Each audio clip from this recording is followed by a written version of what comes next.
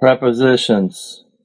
Então, preposições é o nosso assunto da aula de hoje. Mas o que é uma preposition? Bem, ela é uma palavra que ela mostra o relacionamento entre um substantivo ou pronome e outras palavras em uma sentença. Inclusive, esse é um assunto que muito confunde, né, os alunos. Mas não existe uma regra geral para se aprender preposições. Ao passo que você vai fazendo exercícios e vai lendo textos, você vai assimilando o uso delas. Mas, embora não exista assim, uma regra fixa, existem algumas dicas para que nós possamos entender melhor as preposições. Vamos começar, então, com duas preposições que mais permeiam, né, na mente dos alunos, têm dúvida sobre quando utilizá-las, que é o to e o for. Então, vamos ver algumas dicas de quando usar um ou outro. Primeiro, nós vamos ver o for, para indicar finalidade. Vejamos um exemplo. What is this box for? Para que é essa caixa? Ou para que serve essa caixa? Em outras palavras, para que você quer essa caixa? Então, aí está mostrando a finalidade. O outro motivo que nós possamos usar o for é quando a ação for seguida de um substantivo. Vejamos o exemplo. He came over for dinner. Ele veio aqui para jantar. Então, a palavra dinner é um substantivo, né? O for está seguido do dinner. Então, se fosse um verbo, não seria for, seria o to. Nós vamos ver o exemplo mais na frente. Vamos então ver outro motivo que usamos o for, que é tempo. I have studied English for 5 hours. Eu tenho estudado inglês, ou eu estudei inglês por 5 horas, né? Então, aí ele está falando do tempo que ele passou estudando inglês. Então, usou o for. Nós também podemos usar o for para mostrar um favor ou um benefício por alguém. Vejamos o exemplo. He fixed dinner for me. Ele preparou o jantar para mim. Então, aí usou o for porque que você fez algo em benefício de uma outra pessoa, né? Ou a pessoa, ele fez algo em seu benefício, né? Ele preparou o jantar para você. Agora vejamos exemplos com o to, para indicar a transferência de alguém. They are going to a movie. Eles estão indo a um cinema, assistir um filme. Então, aí ele está saindo de um lugar para ir para outro, né? O corpo ele está se transferindo de um lugar para outro. Então, foi usado o to. Transferência também de algo, não de uma pessoa, mas de um objeto. She gave the book to me. O livro, ela me deu o livro. Então, o livro saiu da mão dela e veio para a minha mão. Ou seja, o livro foi trocado da mão dela para a minha. Então, houve a transferência de algo. Por isso foi usado o to. Outra dica é a troca de algo como informações. Vejamos o exemplo. He is going to talk to you. Ele está indo falar com você. Então, ele está passando não um objeto e nem uma transferência de um corpo, mas ele está passando algo, está trocando informações com você. Então, por isso foi usado o to. Outro motivo pelo qual também usamos o to é quando for uma ação seguida, quando o verbo ele for seguido do to, ou seja, uma ação seguida de um verbo. Vejamos o exemplo. He came over to have dinner. Ele veio aqui para jantar. Lá, quando a gente falou do for, nós vimos essa frase, nós vimos assim, he came over for dinner, porque depois do for veio diretamente a palavra dinner, né, que é um substantivo. Mas nessa frase, antes do dinner, nós temos o verbo, que é o verbo have. Por isso foi usado o to, porque logo após ele vem um verbo. Então, tanto faz nós usarmos uma frase como a outra. Todas as duas, ambas estão certas. Apenas foi usado o to porque aqui nós temos um verbo. Vamos agora comparar os dois juntos. I sent a letter to him. enviei uma carta para ele. Então, é de mim para ele, né? A carta saiu de mim, da minha mão, e foi para a mão dele. Por isso foi usado to. I sent a letter for him. Agora foi usado for. Então, mudou totalmente o sentido. Ele escreveu uma carta para alguém, mas não pôde ir no correio enviá-la, então eu fui e enviei a carta para ele. Então, eu enviei a carta para ele, mas não no sentido de que eu escrevi a carta dirigida a ele. Eu apenas fui e coloquei a carta para ele no correio. Então, foi usado o for. Vamos ver agora outras preposições. Para ficar mais esclarecido, eu dividi as preposições em lugar, movimento e variações. Aí na aula escrita você tem 2 quadros em que eu coloquei essas preposições a nível de consulta, para que você possa consultar sempre que você precisar, o que torna inviável nós lermos aqui na aula em vídeo. Vamos então ver exemplos das preposições que são mais usadas, que é o on, o at e o in.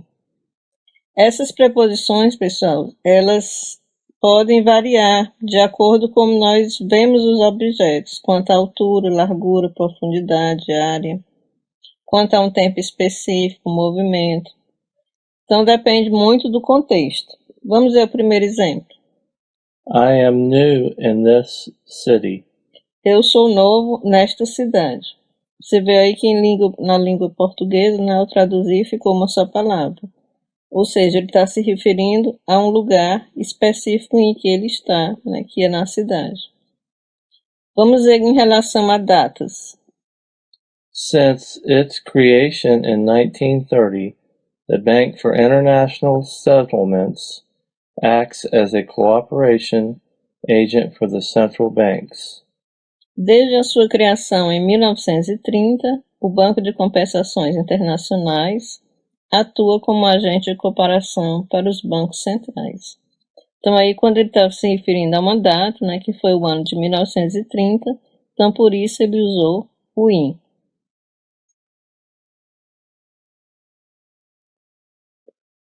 Mas digamos que você esteja falando de tempo, mas não de um ano, mas sim de um momento específico. Então seria usado o at. Vejamos o exemplo. The COPOM unanimously decided at this moment to maintain the Selic rate at 11% without bias. O Copom decidiu por unanimidade, neste momento, né, at this moment, manter a taxa Selic em 11% sem viés. Então aí você viu o at sendo usado em 2 diferentes ocasiões, né? Eu geralmente estou tirando esses exemplos de publicações, né, de onde os concursos tiram os artigos para colocar nas provas, né, que são frases, você vê que são frases mais complexas. Vamos ver agora outro exemplo de at sendo usado, agora com horários. What time are you leaving for Sao Paulo? I will leave at 3 p.m. Que horas você parte para São Paulo? Eu vou partir às 3 horas da tarde. Então, se referindo a tempo, foi usado também o at, porque está se referindo a um horário.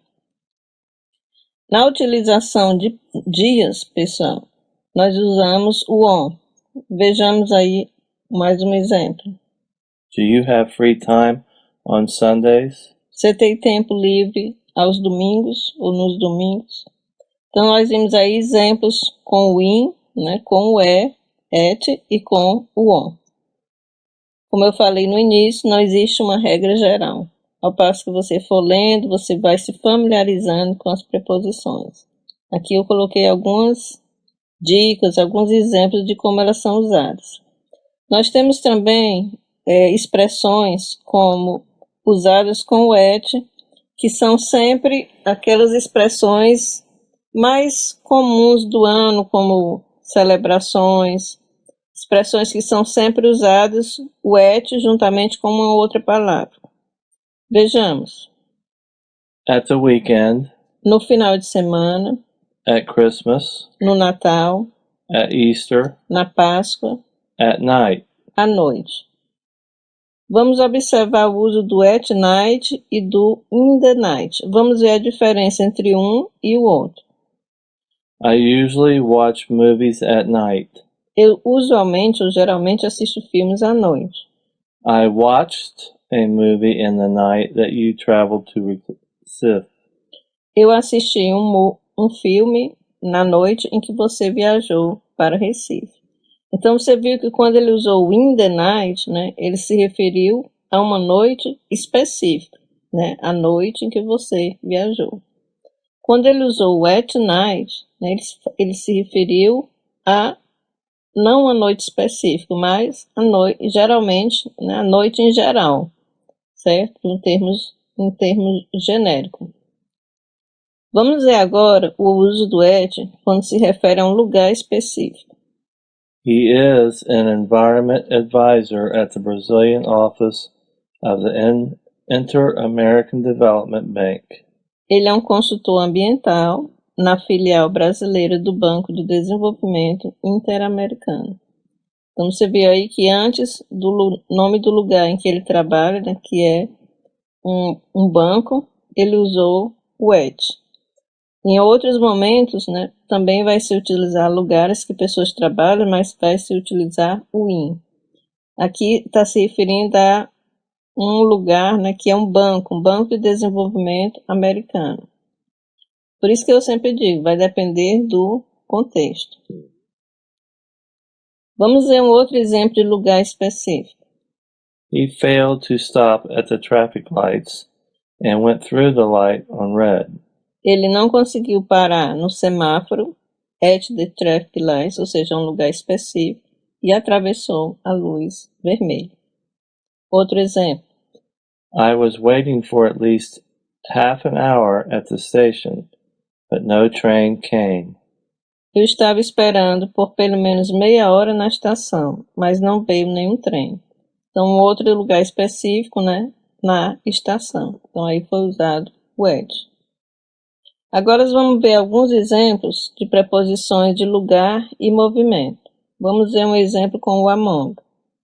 Several local volunteer associations have created time banks that exchange services among people. Várias associações voluntárias criaram bancos de tempo que trocam serviços entre as pessoas. Então, o among, né, foi usado aí, among people, entre pessoas. O among ele é usado quando se refere a mais de dois elementos. Vamos ver o próximo exemplo. This credit card was issued by a bank. Esse cartão de crédito foi emitido por um banco. Então, aí nós vimos um exemplo com a preposição by. This independent bank holds monetary sovereignty over the participating governments.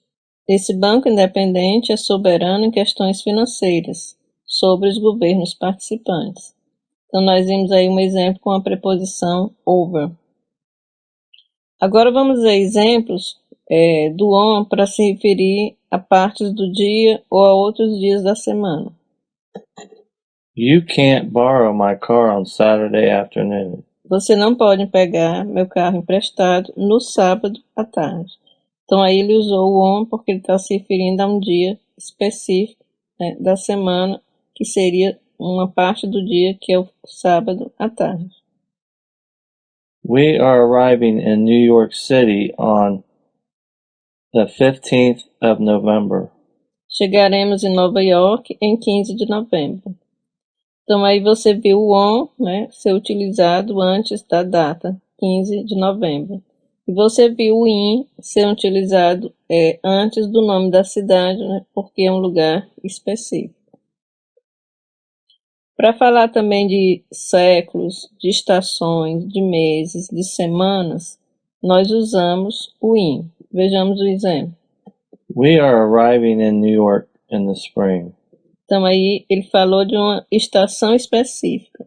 Nós chegaremos em Nova York na primavera. Brazil first won the World Cup in 1958 and then again in 1962. But in 1966, it was England's turn. O Brasil ganhou primeiro a Copa do Mundo em 1958. Aí você viu que foi usado o ano, né, ele colocou o in antes do ano. E então, novamente, em 1962, então foi colocado o in novamente. Mas, em 1966, foi a vez da Inglaterra.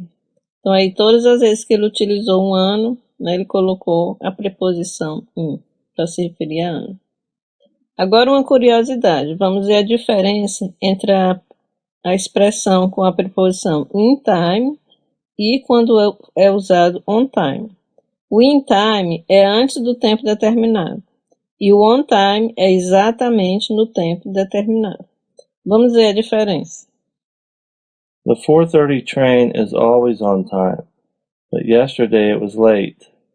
O trem das 4h30 está sempre no horário, mas ontem ele chegou tarde. Our friends couldn't arrive in time for the beginning of the concert.